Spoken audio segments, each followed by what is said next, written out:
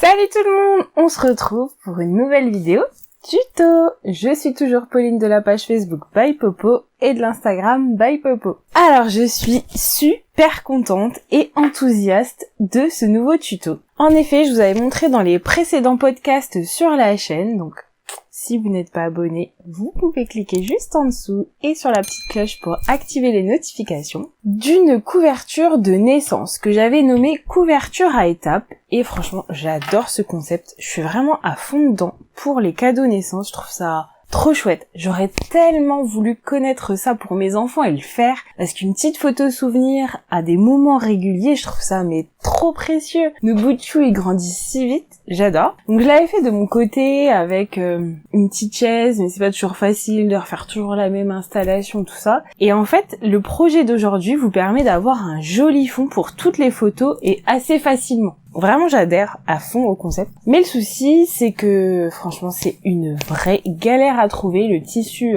en lien avec ça. J'en avais trouvé à l'étranger, mais franchement, c'est une prise de tête pas possible pour commander. Du coup, je vous avais même pas donné les références tellement c'était la galère. Alors je me suis pas démontée, je me suis dit qu'il fallait vraiment que ça existe, voilà, pour nous, pour vous. Et j'ai contacté une illustratrice que j'adore. Franchement, elle a fait plein de livres, plein de jolies choses. Elle fait déjà des dessins sur tissu, donc on peut trouver des jolis coupons dans sa boutique. Franchement, elle a vraiment un talent de folie. C'est Hélène Lescaut. Alors je sais pas si je dis bien son prénom, j'espère que je l'écorche pas. Mais franchement, son univers est vraiment trop chou et tellement adapté aux enfants. Je me suis dit, voilà, j'ai rien à perdre, je la contacte et je lui explique, je lui dis, voilà, on trouve pas ces couvertures en France. Est-ce que ça te dirait de dessiner et de les produire? Et franchement, j'étais trop contente parce qu'elle a répondu favorablement. Donc je suis hyper contente de pouvoir vous les montrer et de vous faire le petit tuto d'assemblage parce que franchement, c'est un cadeau trop chouette, tellement rapide à faire pour les naissances. Moi, je trouve vraiment que la valeur du fait main, c'est super important. Une petite cousette rapide à faire, personnalisée, pleine de symboliques et d'émotions. Moi, je trouve que c'est un combo parfait. Il existe donc une version fille et une version garçon. Ici, on a le petit lapin. Je vais vous montrer une photo de la cousette finie parce que là, c'est difficile à l'écran de se rendre compte. Donc, on a un joli dégradé de couleurs et on va venir poser l'enfant sur cette partie. Et sur ce côté, on va venir poser des petits objets pour signifier l'âge de l'enfant. Moi, j'utilise des petits anneaux, donc un petit anneau nuage et un petit rond. Donc ça va être pour les nombres et là, pour jour, mois, semaine. Mais j'ai vu qu'on pouvait utiliser des chouchous. On peut tout à fait dessiner une forme et vider l'intérieur pour pouvoir le poser et faire la taille que l'on veut. Voilà, franchement, libre à vous d'imaginer plein de choses. Et le principe, c'est donc de prendre la photo avec tout sur le panneau. Ici, j'utilise du coup des anneaux non traités parce que je me dis que si jamais le bébé l'attrape, voilà, ce serait dommage qu'il mâchonne un truc plein de produits chimiques. Mais franchement, si c'est juste pour la photo, pas super grave. Du coup, je vous montre la version fille. Tadam! Donc avec des jolis petits fonds. Trop mignon, j'adore. Donc il y en a avec un fond en dégradé, un fond uni. Voilà, je les trouve vraiment trop canon. C'est du Minky, donc c'est super doux, trop bien pour les enfants. Et le panneau mesure environ 1 mètre sur 70 cm. Dans la boutique d'Hélène Lescaut, vous pouvez trouver le panneau à l'achat et il vous suffira d'acheter un tissu pour faire l'envers. Donc vous pouvez mettre du suite, de la polaire, un autre Minky, un velours ras. Franchement, il y a beaucoup de choses qui conviennent. Moi, je suis partie sur un velours ras tout doux pour rester vraiment dans cet univers cocooning. Mais voilà, ça c'est en fonction de vos goûts. En plus d'être talentueuse, Hélène est super sympa et pour vous qui regardez la vidéo, elle offre un code promo de 5 € pour l'achat d'une couverture sur son site avec le code BYPOPO. C'est valable uniquement pour la première commande mais multipliable par le nombre de couvertures. Allez, je vous laisse jeter un petit coup d'œil sur les versions sans dégradé derrière. Je me disais aussi qu'on pouvait amener un petit élément de personnalisation si vous aimez broder ou si vous avez une machine qui découpe le flex. Mais ça, vaut mieux le faire avant d'assembler, vous aurez des plus jolies finitions.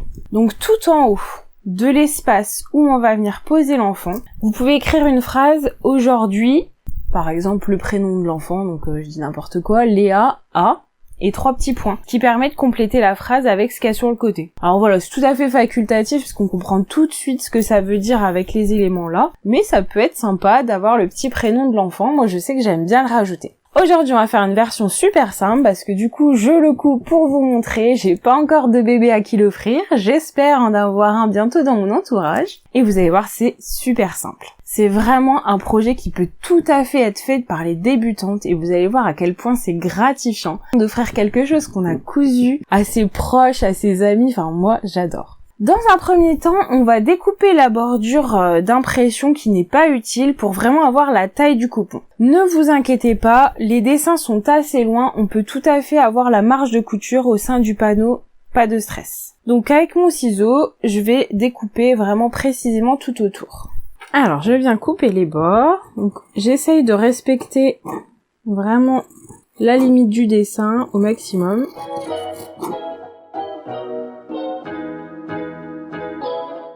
Si vous êtes plus à l'aise avec le cutter rotatif et une règle, ça peut être tout à fait le moment de l'utiliser. Moi, je suis plus team ciseaux.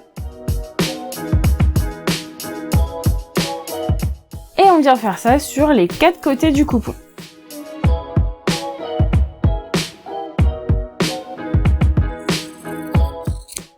Dans un second temps, on va venir placer notre tissu arrière, l'endroit face à nous. Et par-dessus, on va mettre notre panneau, afin que les deux soient endroit contre endroit.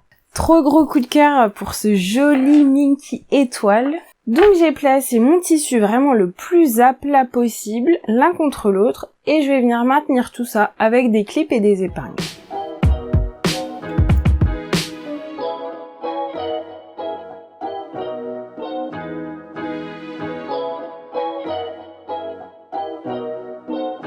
Alors, je vais rajouter une petite touche by Popo. Moi, j'aime beaucoup quand la couverture a les coins arrondis. Du coup, je vous propose de prendre un objet tel qu'un petit saladier, un bol, qu'on va venir poser sur l'angle de notre couverture pour créer l'arrondi. Alors, c'est tout simple. Vous posez le saladier contre le bord là et le bord en face.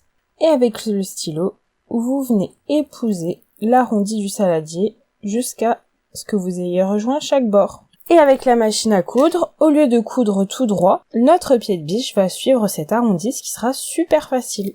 Et on vient faire ça pour les 4 angles. Donc on va commencer par coudre sur un côté, moi je trouve que c'est plus facile. On va laisser une ouverture d'environ 15-20 cm pour pouvoir bien retourner la couverture. Alors on fait un petit point d'arrêt au début, et on vient coudre à 1 cm tout le long de notre coupon.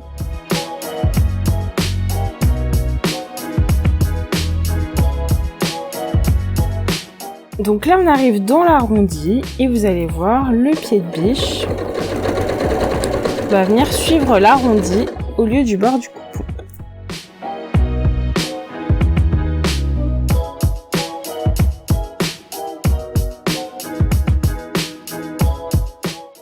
Maintenant à cette étape, je vais venir découper le surplus de tissu et surtout, je vais venir cranter les angles pour que l'arrondi soit joli sur l'extérieur. Donc surtout, il ne faut pas couper notre fil de couture.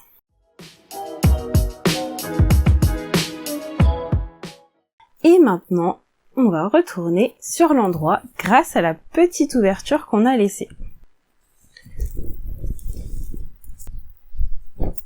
Donc on a déjà un bel aperçu de ce que va être la couverture.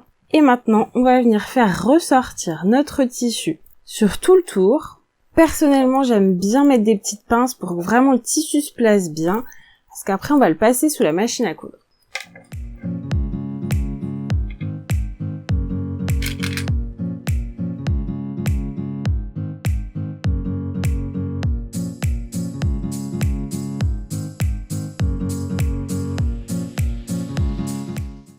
Le plus important ici, ça va vraiment être de placer les tissus qui nous ont permis de retourner au niveau de l'ouverture. Donc quand on tire les deux bords, en fait, ils viennent se mettre en place tout seuls, donc on peut profiter de ces petits plis.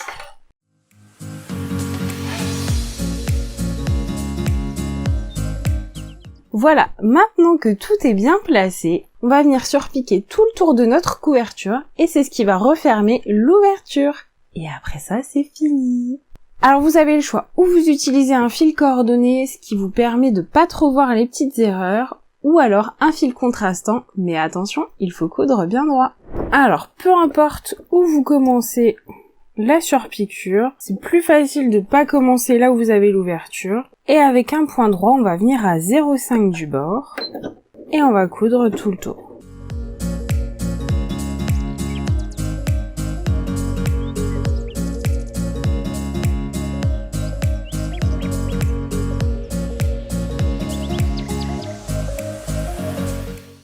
Et voilà, ce petit projet est déjà terminé. Moi, je suis trop love de cette petite couverture. Je vous montre à plat ce que ça donne et comment on l'utilise. Alors moi, j'ai pas de bébé sous la main, du coup, j'ai pris un poupon de ma fille et voilà comment j'installe pour faire les photos.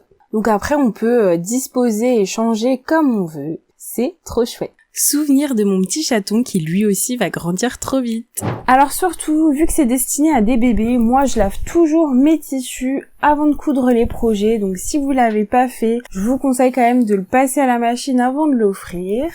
Et puis vous pouvez le personnaliser en insérant une petite étiquette sur le côté si vous le souhaitez. Donc vous le faites pendant le montage avant de retourner. Libre à vous de le personnaliser comme vous en avez envie. N'hésitez pas à me taguer sur les réseaux sociaux si vous cousez ce projet. Je serais trop ravie de voir vos créations. Alors pour la petite anecdote, Hélène Lescaut, c'est elle qui a dessiné le petit logo By Popo que j'adore. Donc c'est cette super illustratrice qui l'a fait. Pour cette vidéo, je ne gagne rien, je ne suis pas rémunérée sur les ventes ou quoi que ce soit. Vraiment, je vous partage ça parce que c'est un big coup de cœur. J'espère que cette vidéo vous a plu. N'hésitez pas à mettre un petit pouce, ça fait toujours super plaisir. Je vous souhaite une belle journée créative et je vous dis à très bientôt. Salut!